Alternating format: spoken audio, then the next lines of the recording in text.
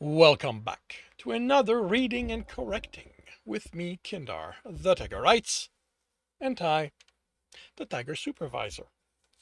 These are where I read a chapter from one of my stories and correct it as I go. If you want to listen to these live, it's every Tuesday morning, 8 a.m. Eastern Time on Twitch and YouTube. And if you are looking to support me, that is on my Patreon. Today, we are doing Chapter 18 of The Technician's Fight. Okay, Bob's voice message began. I'm going to start with, you should have told me. I shouldn't have to find out what happened to you when one of your friends sent me a message. We're the only two Earthers on other ships, on other species ship, so we need to stay in touch. Whoops. And yes, you heard that right. Turns out I missed you by 2 days, by the sound of it. I also missed my chance at ending up in a bed with an adjudicator. If I didn't enjoy who I'm with, I'd complain. Oh, if you can avoid it, don't get in a relationship with a Garan, Kelsirian to you. The paperwork is killer. In a few of my old collections, there are scenes where people are getting married, sign a contract about what it's going to be like for them, and I thought it was the stupidest thing ever. I'd happily sign one of those instead of this. But they definitely made me feel welcome once I did, and by they, I mean many of them. The crew on this ship are all in one giant relationship, and it's not boring, let me tell you that. Anyway, this shouldn't all be about me. Message me, Jeremy Bradshaw. Tell me how you are doing. What happened? Come on. Don't put that responsibility on your friends. First off, Bob, it's Jeremy. We're friends. Don't go making my name longer.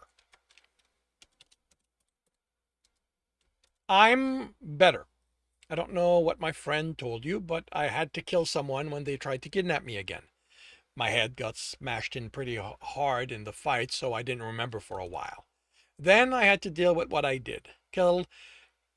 Kelsirian are weird. I love mine, but this idea that killing to protect myself isn't just okay, but it's normal, I don't know if I'll ever wrap my head around it. How many reports back on Earth were about people being investigated as part of having hurt someone while defending themselves? Hurt, not killed, hurt. Are Earthers wimps or are Kelsirians savages? Since you didn't bring it up, I'm guessing that wasn't something they told you, but I had sex with another Kelsirian. And before you even comment, keep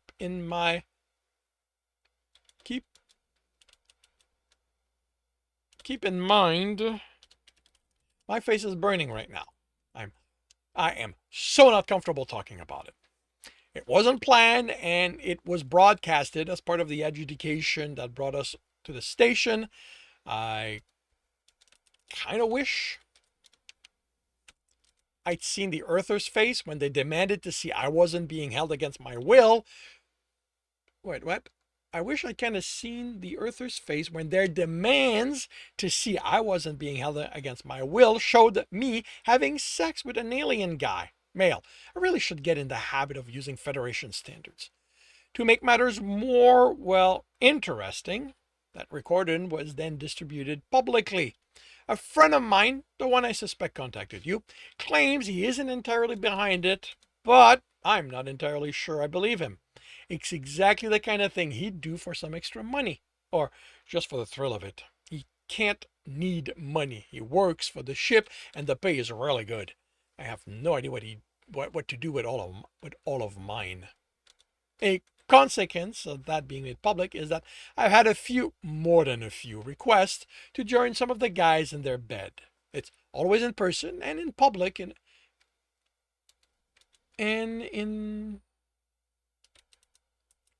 done in public in such a way that I never feel cornered. And when I turn them down, there's no drama.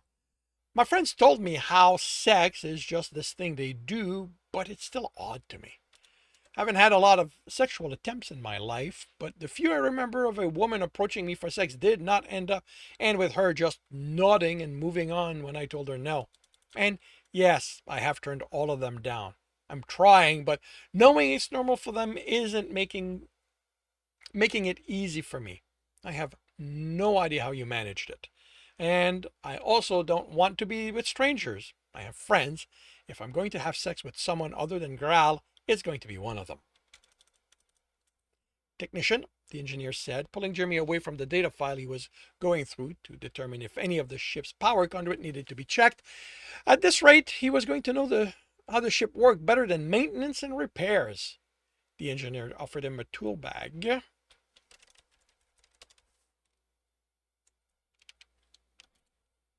I need you to go into the reactor and check the balancing boards. The readings are fluctuating. There are replacements in the bag.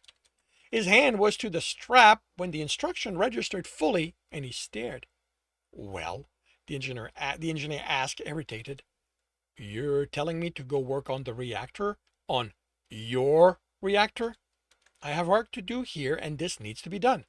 Hey, engineer, you scream at anyone who even looks at it. The engineer rolled his eyes.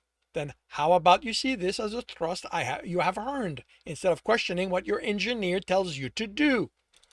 Jimmy searched the narrowing eyes for a sign his friend was sick. When the expression turned angry, he grabbed the bag and hurried to do what he'd been assigned. The conversation in engineering stopped when Jeremy undid the cover that would let him access the inside of the reactor. He expected everyone's gaze went from him to the office's window.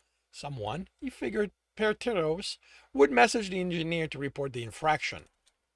He crouched and went in. Standing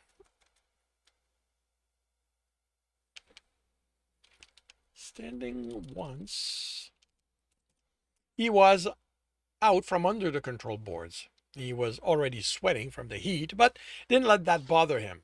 He had been given work to do. He put the bag... One of these days, I'm going to write the bleeping word correctly. The bag down, took the scanner, and set to finding the balancer that needed to be changed. The new one was in place and connected, and all that was left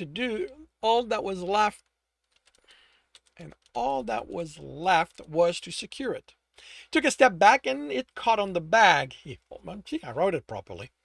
He almost fell, catching himself at the last moment on the reactor's internal wall.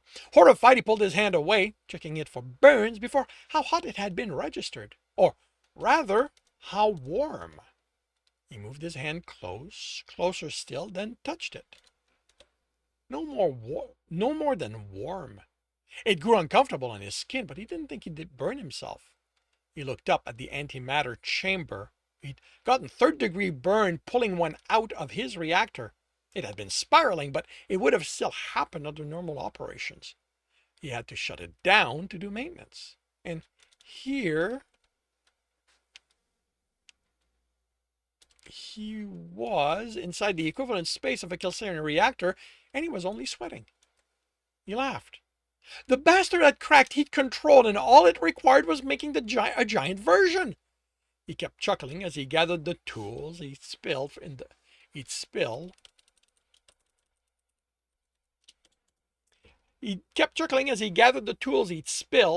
took the one he needed and secured the balancer, then exited. He ignored the stares as he returned to the office. I finally get it, he announced as the door closed, fully aware he was breaking protocol and not caring. I finally understand why your reactor's so large. He stepped to the engineer and dropped the bag. Temp control. He grabbed the guy by the shoulder and pulled him up. You make it that big because it lets heat dissipates. I designed my reactor this way, the engineer said, his tone darkening, because I will not crawl about when I need to work in it.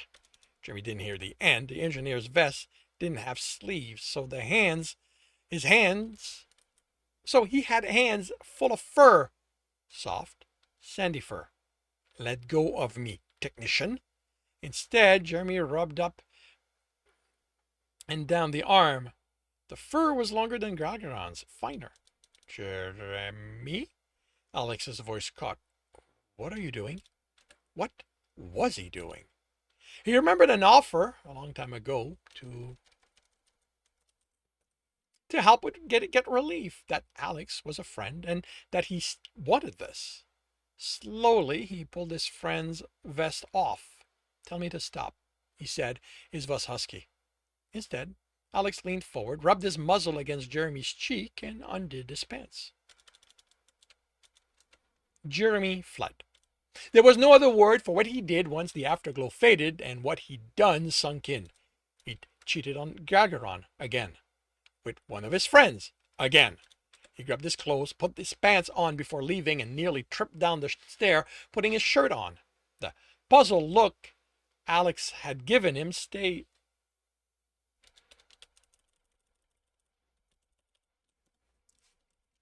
Alex's puzzled look stayed with him. There was only one thing he could do now. Go confess his crime. The bridge was large, which didn't surprise him. Everything Kelsirian was made for comfort, and they loved their space. What surprised him was how few of them there were. Movies always had ship's bridge filled with posts and everyone occupied. And each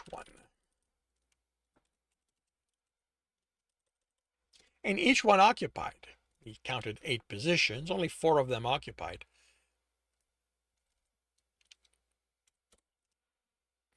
The only position he knew the name of was the pilot seat, in which a female sat. The one person not there was Gralgiran. There wasn't even a seat for the captain to sit in. Before he could ask, a male pointed to a door in the wall, and Jeremy went to it. He stood there. He shouldn't delay. Gralgiran wouldn't get any easier to deal with if he waited. Why had he done this? The door opened, and his choice was made for him. This is unexpected. His heart said, his mate said, the male he'd betrayed again said. Glancing in his direction before returning,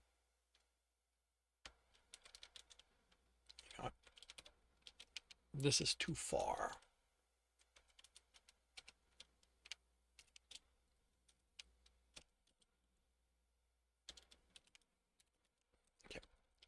Gralgiran said, glancing in his direction before returning his gaze to the screen. His mate said. The male he'd betrayed again said. Jeremy forced himself to move and to not wince when the door closed on his coming imprisonment. He made it to the seat, but could only sit on the edge of it, waiting to be told to speak. Gralgiran's eyes scanned lines of text, circled some with a claw, poked it, and sent it off screen. He wasn't going to order him. He was probably too busy to deal with this anyway. He should let him work. I had sex with Alex. Sex with Alex, he blurted out. Okay. That interrupted his heartfelt apology. Okay. No, it wasn't okay. Maybe he hadn't heard. Jimmy could still get out of this unscathed. Gral, he said slowly, I had sex with Alex. I'm glad. No, he couldn't be glad. He had to be angry with him. Jeremy had betrayed him, committed a crime against their love. There was no way his heart was okay with this. Only he was.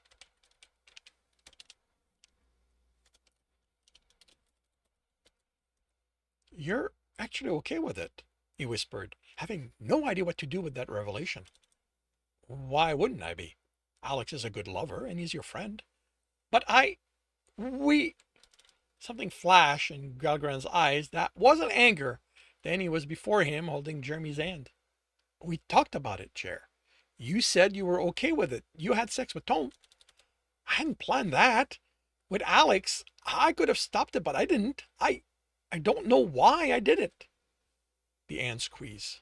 Whatever your reasons, you did nothing wrong. I understand this is difficult for you. Your upbringing didn't prepare you for this, but I love you. Regardless of you being my heart, I love you. That will not change no matter who else you have sex with. I won't have less sex with you no matter who else we have sex with. What we have is ours. It will always be. What you have with them is yours and theirs. Aren't you worried? Gralgiran kissed him. Jer, I worry about many things surrounding you. That you will choose someone else isn't one of them. You chose me. You decided to be with me even if you don't believe I am your heart. I do. I don't get it, but I do. Then I have nothing to worry about. If you want to have sex with someone else, that's between you and them. Jeremy chuckled nervously. I have no idea what to do with that. Gralgiran kissed him again. Do what you feel comfortable doing. Jeremy nodded. Is the crisis averted? Yes. Then you should probably go back to work. We're in the middle of the shift. He's going to kill me. He hasn't killed me yet, and the sense I get is that he likes you more than me these days. You're safe.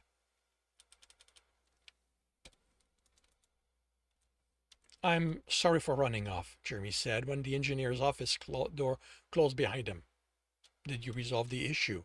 The engineer asked without looking up from his screen. Yes. Good. There's still a data file for you to analyze. He paused as Jeremy took his seat. Jeremy, I say this only to account for the fact you weren't raised Kelsirians.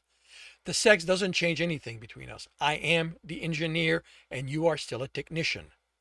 I know. I didn't do it to change that. I did it. He could no longer avoid it. I did it because I wanted to. Alex reached over and squeezed his hand.